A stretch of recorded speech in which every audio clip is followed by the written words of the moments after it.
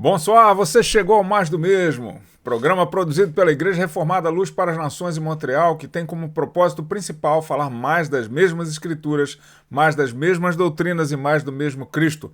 A única novidade que a gente busca aqui é novidade de vida. O Mais do Mesmo é sempre ao vivo, mas quase sempre ao vivo, deixa eu corrigir. Hoje, por exemplo, estamos gravados aqui, tive que gravar o programa agora, são 11h27 da manhã.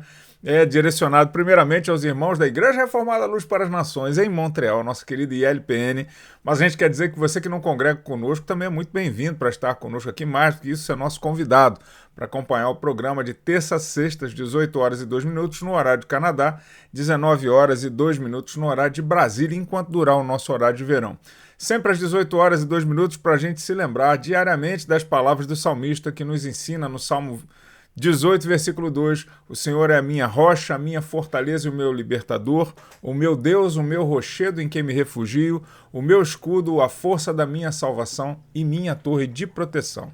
Quem assiste o programa ao vivo está logado e participa do chat quando eu estou ao vivo, chat sempre comandado pelo nosso presbítero José Cláudio, ganha um boa noite personalizado, mas hoje só vai ter abraço no final do programa para todo mundo, tá bom? Então, Deus abençoe vocês. Agora fazem 27 graus aqui em Montreal, ainda continua chovendo e vamos trabalhar. Hoje vamos direto para o trabalho aqui. Como você sabe, o tema dessa semana é o cristianismo com Cristo.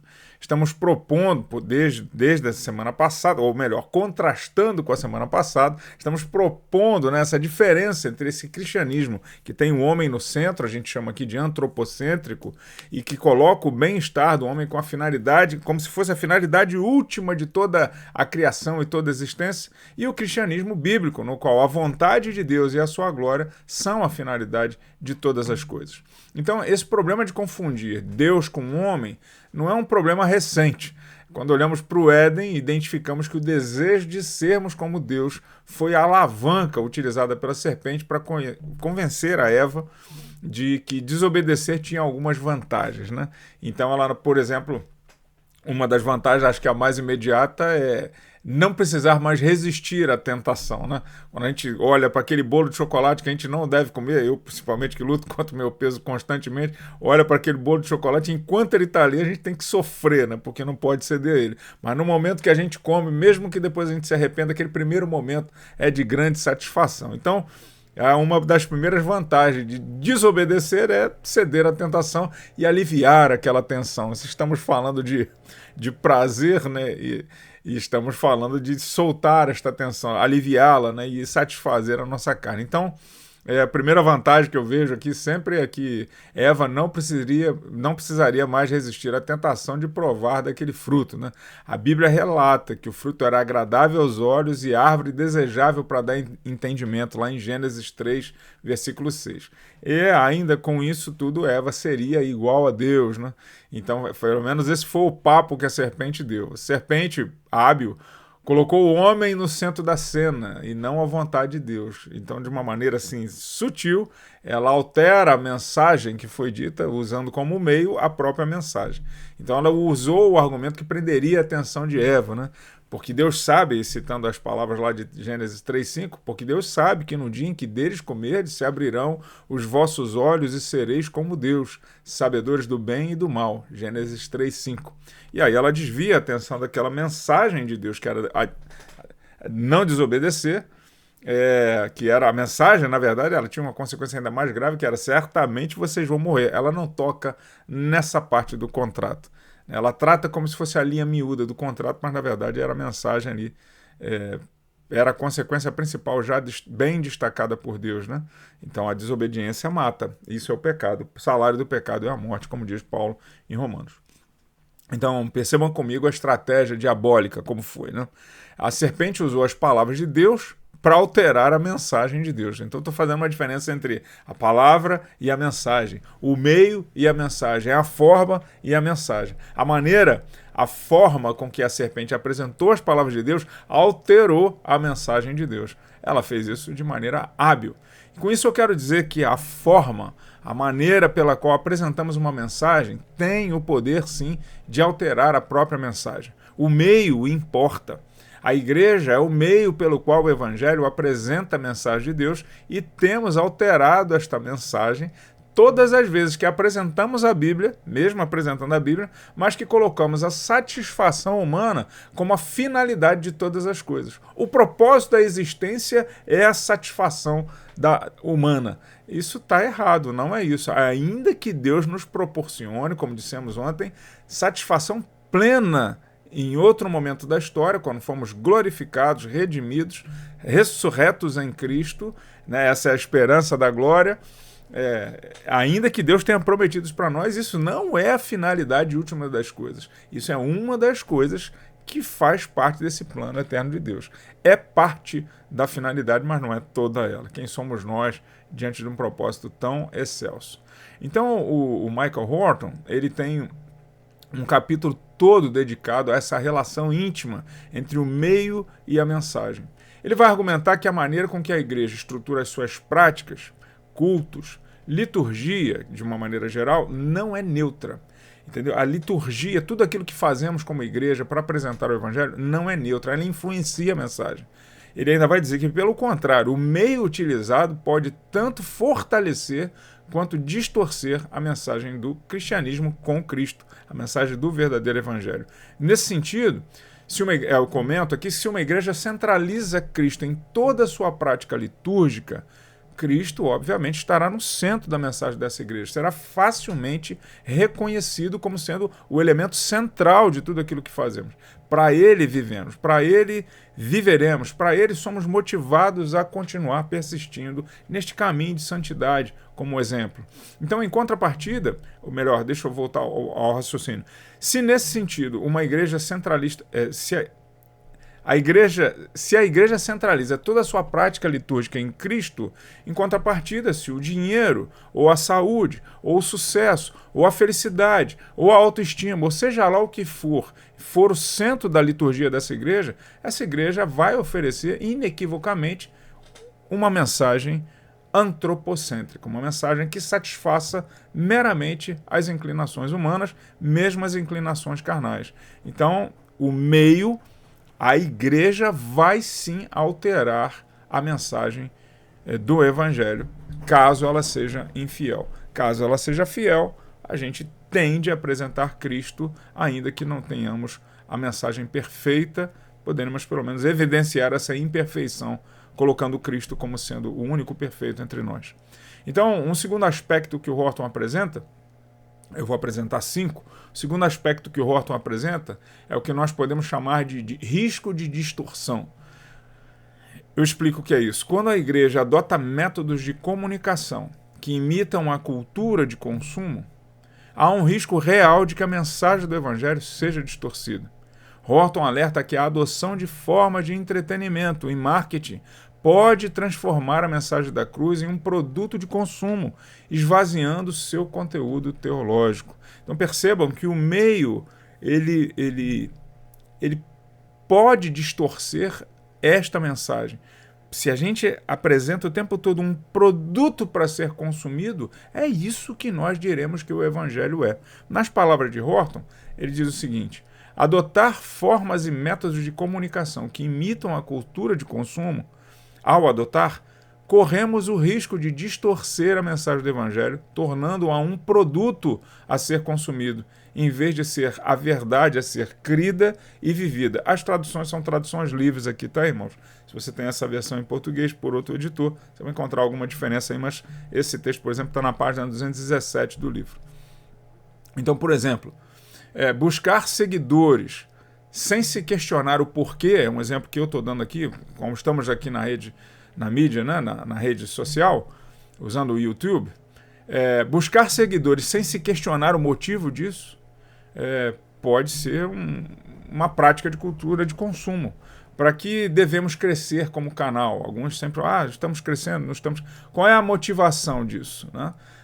Precisamos questionar. Para que devemos crescer como igreja? Se você não está na mídia social e pertence a outra igreja, para que devemos crescer como igreja? Eu preciso identificar o que é que me faz andar nessa direção.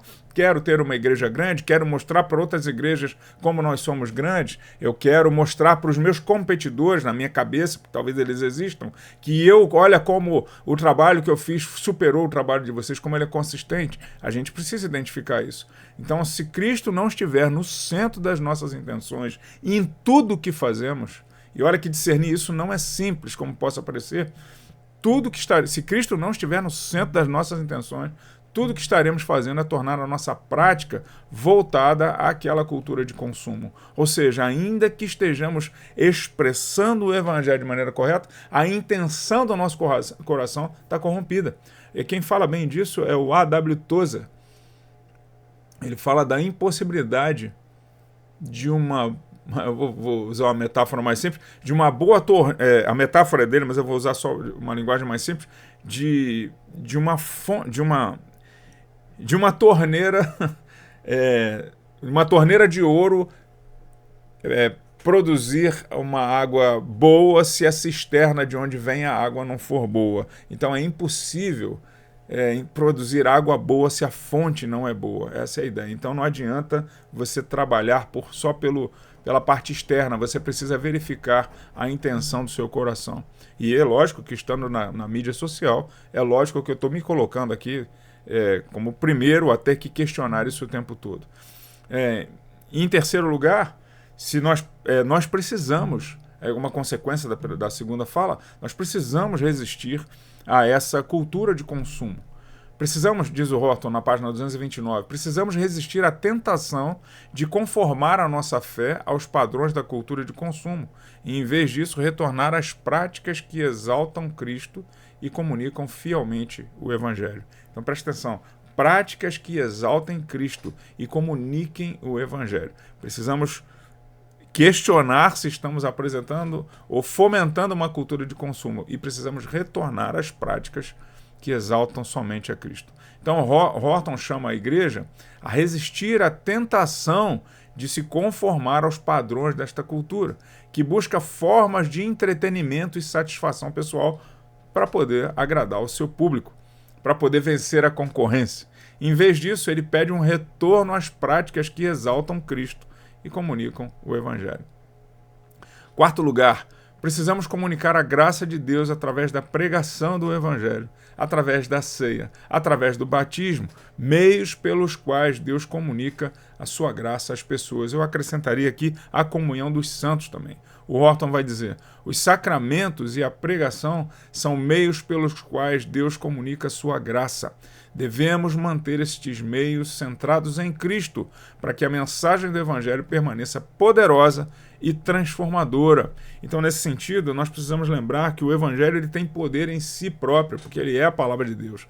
O que nós precisamos fazer é apresentar fielmente o Evangelho para que ele faça o estrago dele. Nós não precisamos ser agressivos, mas o Evangelho é agressivo. Ele vai matar o seu ego para que Cristo assuma esse lugar.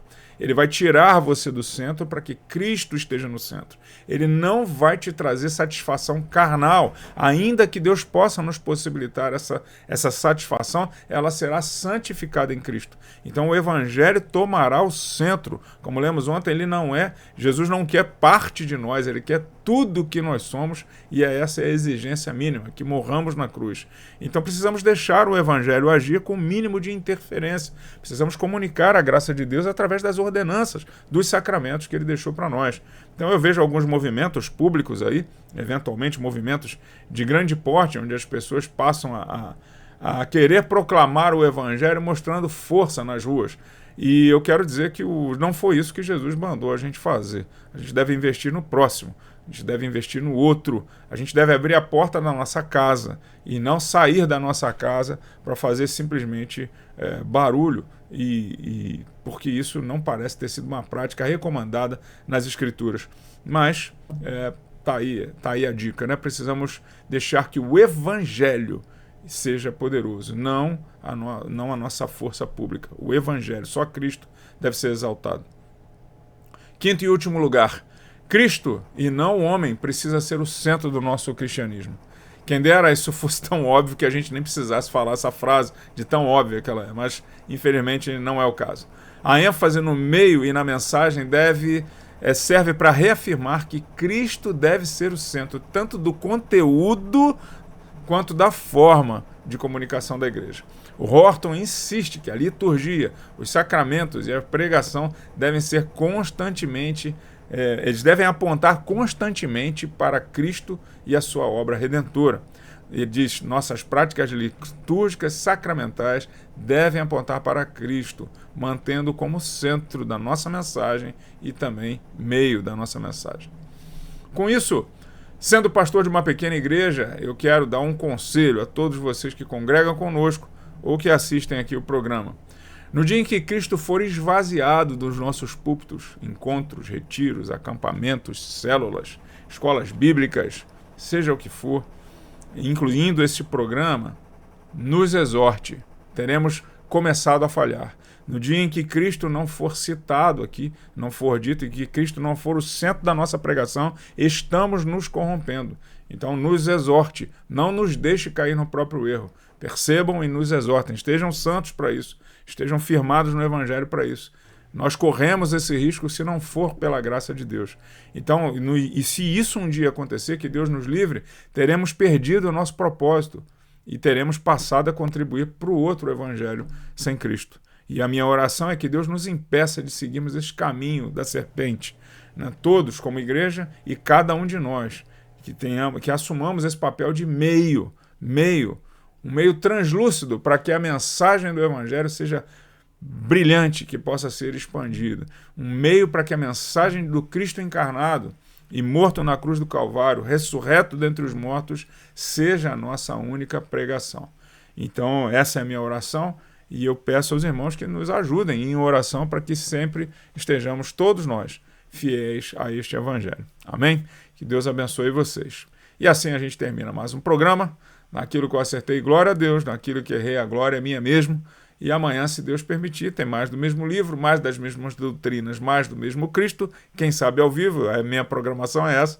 E a você que chegou até aqui, que acompanhou todo o programa com a gente desde o comecinho, né? Eu posso até lembrar de alguns nomes que eu sempre leio aqui, mas não quero cometer o risco de adivinhá-los, né? E ser condenado por Deus. Eu quero desejar um abraço muito sincero, né? Para cada um de vocês. Que Deus assim os abençoe. À bientôt, à la prochaine, au revoir. Até amanhã, se Deus quiser. Até mais, irmãos. Paz.